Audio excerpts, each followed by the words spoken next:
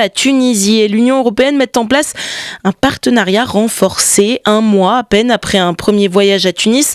Le trio européen a signé hier avec le président Kais Saied un protocole d'accord pour une coopération en grande partie économique mais aussi sur les questions migratoires. Ce trio européen est composé d'Ursula von der Leyen pour la Commission, Giorgia Meloni pour l'Italie et Mark Rutte pour les Pays-Bas. Ensemble, ils avaient proposé il y a quelques jours ce partenariat renforcé à la Tunisie dans un contexte d'augmentation des traversées de migrants en Méditerranée et de problèmes budgétaires importants pour la Tunisie. Antoine Casalta. Un protocole d'accord qui devrait avoisiner le milliard d'euros. Pour Mark Rutte, le Premier ministre néerlandais, l'objectif est de créer de la croissance, de l'emploi et donc des perspectives d'avenir dans le pays. Un accord bienvenu pour le palais de Carthage alors que la Tunisie croule sous le poids de sa dette extérieure et où son président refuse les conditions d'aide du Fonds monétaire international, des conditions qu'il qualifie de diktat.